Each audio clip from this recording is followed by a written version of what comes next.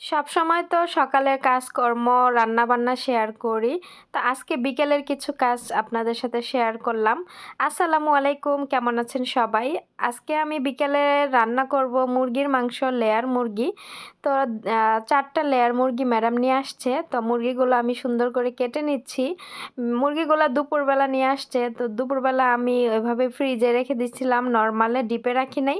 যেহেতু বিকেলে রান্না করব তাহলে ডিপে এজন্য রাখি নাই, নরমালেই রাখছিলাম। তো বিকালবেলা আমি ৩টা ২০ রান্না করে ঘরে চলে আসছি। আর যেদিন আমার একটু ভারী রান্না থাকে তো সেদিন আমার আসলে দুপুরে ঘুমাইলেও ঘুম আসে না, কারণ মাথার ভিতরে আমার একটা টেনশন থাকে যে আমার রান্না করতে হবে। এখানে আমি মুরগির মাংসগুলো সব কাইটা নিছি, তারপরে সুন্দর মতো ভিনেগার দিয়ে আমি এটা ধুয়ে নিচ্ছি। ভিনেগার দিয়ে ধুইলে কিন্তু অনেক বেশি পরিষ্কার হয়। আর এখানে মাছ মাংস সব ভিনেগার দিয়ে ধোয়া হয়। থালা বাসনও সব ভিনেগার দিয়ে আমি ধুই, কারণ মাছ মাংসের গন্ধ যাতে কোনো থালা বাসনে না থাকে এই জন্য। তো এক এক করে আমি সবগুলো মুরগি ভালো মতো ধুয়ে নিচ্ছি। তো এটাকে আজকে আমি সবজি দিয়ে রান্না করব, খালি আলু দিব আর কোনো সবজি দিব না, যেহেতু আজকে বিকেলে রুটি দিয়ে এটা খাবে। তো অতিরিক্ত সবজি দেওয়ার কোনো প্রয়োজন নাই, কারণ দুপুরের চাইতে বিকেলে খাওয়া মানুষের কিন্তু কম টানে। তো এজন্য আমি শুধু আলু দিব, আর আলু দিয়ে অনেক বেশি মানে পছন্দ করে আমার ম্যাডামের হাজব্যান্ড। মুরগির মাংস দিয়ে আলু দিয়ে অনেক বেশি পছন্দ করে। তো এখানে আমি প্রতিটা মানে থাই পিসগুলো একটু মানে কাইটা দিচ্ছি মাঝখান থেকে, যাতে করে মশলাগুলো সুন্দর মতো ভিতরে প্রবেশ করতে পারে। তারপরে এখন আমি হাতে একটা গ্লাভস পরে নিয়েছি, যাতে করে মশলাগুলো দিয়ে মাখাইলে আমার হাতে না লাগে। তো আমি সুন্দর মতো মুরগির মাংসগুলো মাখাই নিছি। তো এখানে আমি ওমানিদের অনেক ধরনের মশলা দিছি। তো মশলাগুলো আসলে আমি শেয়ার করি নাই। আমি কিন্তু আমার কী কী দিয়ে রান্না করি আমি সব ভিডিওতে শেয়ার করি। যাই হোক, তো এখানে আমি পেঁয়াজ আলু বের করে নিছি। পেঁয়াজ আমি সুন্দর মতো ছুইলা নিতেছি। তারপরে আমি বড় বড় করে কাইটা নিব, বেশি ছোট করব না। এটা নতুন পেঁয়াজ তো বড় করে কাইটা দিলেও মনে করেন যে গইলা জায়গা এর লেগা। তো আলুগুলাও আমি ভালো মতো ছুইলা নিতাছি। আলুগুলো আমি বড় বড় টুকরা করব, কারণ মুরগির মাংস অনেক বেশি, যেহেতু ক্ষণ চুলায় রাখতে হবে, সেক্ষেত্রে আলুটা বড় না করলে আলুগুলা গলে যাবে। এজন্য তারপর আলুগুলা গলে গেছিল। নতুন আলু মনে হয় এগুলা খুব তাড়াতাড়ি সিদ্ধ হয়ে যায়। তো এরপর আমি সুন্দর মতো আলুগুলা ধুইয়া নিতেছি। আলু পেঁয়াজ এগুলো ধুইয়া নিতেছি। তারপরে এগুলো আমি সুন্দর মতো কাইটা নিব। তো মাঝখানে একটা করে ফাড়া দিচ্ছি। আনাম দিলেও মনে হয় ভালো হইতো। তারপর আমি একটা করে মানে ফালটা করে দিচ্ছিলাম, যাতে করে মানে এত আনাম আলো আবার ভাল লাগে না। তবে তরকারিটা এত বেশি মজা হয়েছিল, আলহামদুলিল্লাহ অনেক বেশি মজা হয়েছিল। আলুটা আমার কাছে বেশি মজা লাগছে, আর আমি সবচেয়ে আলু বেশি খাইতে পছন্দ করি। তো এখানে আমি যে মুরগির মাংসটা আগে মাখায় রাখছিলাম, তো এখানে সবজিগুলো আমি দিয়ে দিচ্ছি। তো এইগুলো দিয়ে ভালো মতো মাখাইয়া তারপরে আমি চুলায় বসাই দিব। তারপরে আমি আস্তে আস্তে জাল দিয়ে রান্না করব, যাতে করে মুরগির মাংসগুলো অনেক সিদ্ধ হয়ে যায়। কারণ আমার ম্যাডামেও বলে দিয়েছে যে মুরগির মাংস একটু বেশি করে সিদ্ধ করতে। ওদের সবগুলার দাঁতের সমস্যা। তো এজন্য ওরা নরম জিনিস খাইতে বেশি পছন্দ করে। শক্ত জাতীয় কোনো কিছু ওরা খাইতে পছন্দ করে না। তো এখানে আমার আরেকটু মনে হয়েছিল যে তেল দেওয়া উচিত, তো আরেকটু আমি তেল উপর দিয়ে দিয়ে দিচ্ছিলাম।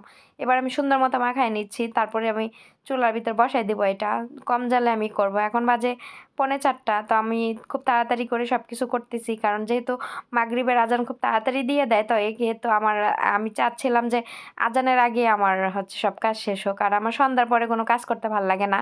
আর সন্ধ্যার আজানের পরেই মাগরিবের নামাজ পড়ে সবাই খাওয়া দাওয়া করে। তো এই জন্য আমি সব কিছু আগের থেকে রেডি করি, কারণ আমি চাই না যে ঘাড়ের উপরে কেউ এসে দাঁড়ায় থাকুক। ঘাড়ের উপরে এসে যদি খাবার নিয়ে দাঁড়ায় থাকে, কিংবা আমার রান্না এখনো হয় নাই, ওরা খাওয়ার জন্য ওয়েট করতেছে, জিনিসটা আসলে নিজের কাছে অনেক খারাপ লাগে। এই জন্য আমি করি নাই। তো চুলায় আগুন জ্বালিয়ে নিলাম। এখন আমি পাতিলটা বসাই দিব। প্রথমে আমি চুলা আহ, পুরা মানে ফুল জালে আমি রান্না করব। তারপরে আমি চুলার জালটা কমাই দিব। আস্তে আস্তে নিভা জালে রান্না করব, মিডিয়াম আঁচে রাখবো আর কি। তো তারপরে আমি ঢাইকা দিলাম। এখন আমি আস্তে আস্তে এটা একটু পর পর আমি ঢাকনা খুলে খুলে দেখব। তো ঢাকনা আমি খুলে খুলে যে একটু আপনাদের সাথে সামনে থেকে শেয়ার করতেছিলাম। আম, তো নিচ দিয়ে মুরগি মাংস সবজিগুলা নিচে দিয়েছি, আলুগুলা আর মাংসগুলো উপরে দিছি। তো তো এখানে আমি বেসিং আমার কিছু থালা বাসন জমা ছিল। বেসিং, হ্যাঁ আচ্ছা বেসিং। তো এর আগে একজনের ভিডিও দেখেছি, উনি বেসিংকে হচ্ছে বেচিং বলে। তো এটা নিয়ে অনেকেই কমেন্টে খুঁত ধরছে। যাই হোক, আহ, কথা বললে কিন্তু অনেক কথা রেকর্ডের সময় অনেক ভুলভাল হতে পারে, তো এগুলা আসলে না ধরাটাই ভালো আমার মনে হয়। তো বেসিংয়ে কিছু থালা বাসন জমা ছিল, এগুলো আমি সুন্দর মতো ধুয়ে নিতেছি। আম, কারণ ওইদিকে রান্না বসে দিছে, এদিকে এখন এইগুলা ধুইয়া নিই, তারপর রান্নাঘরের কাজ মোটামুটি গোছানো হয়ে যাবে। আর আমি বাহিরে মেশিনেও কাপড় চোপড় দিছি, ওগুলো আমার ধুইতে হবে। তো এই যে আমি ঢাকনা উঁচা করে করে দেখতেছিলাম যে কোন পর্যায়ে আছে মুরগির মাংসগুলো। আর ছোট ছোট মুরগি তো খুব তাড়াতাড়ি সিদ্ধ হয়ে যাচ্ছিল আর কি। লেগ পিসগুলো সিদ্ধ হয়ে গেছে, কিন্তু থাই পিসের গুলো আর একটু রাখলে সুন্দর হবে। আর যেহেতু ম্যাডাম বলছে যে একটু মানে বেশি করে রান্না করতে, যাতে চুলায় জাল একটু বেশি টাইম রাখি এজন্য। তো এই যে আমার ফাইনালি আমার রান্না বান্না শেষ। তো আমি এখানে ফোড়নে আমি দেই নাই, কারণ ফোড়নে দিলে মাংসটা শক্ত হয়ে যাবে একটু, এই জন্য আমি এভাবে রাখছি। এমনিতে কালারটা অনেক সুন্দর আসছে মাশাআল্লাহ। তো আমি একটা বড় কাচের বাটিতে বেড়ে নিচ্ছি বলে। তো এভাবে আমি ঢাইকা রেখে দিব, তারপরে মাগরিবের পরে নামাজ টামাজ পড়ে ওরা খাওয়া দাওয়া করবে। আর ওইদিকে আমার বাহিরেও কাজ আছে, ওই কাজগুলো আমি শেষ করলে আমি হচ্ছে, তারপর আমার অনেক কাজ আছে, কাপড় আয়রন করতে হবে। যেহেতু আজকে শুক্রবার ছিল, কাপড় আয়রন করে আজকে শেষ করতে হবে, কারণ রবিবারে ওদের সবার স্কুল আছে। তো স্কুলের ড্রেস এগুলো অনেক কিছু আছে ঝুড়িতে, এক ঝুড়ি জাতা কাপড় চোপড় আছে, এগুলো আমার ধুইতে হবে।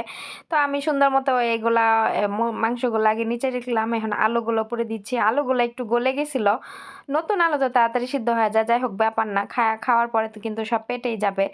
তারপর একটা চোখের সৌন্দর্য আছে। যাই হোক কয়েকটা আলু একটু গলে গেছিল।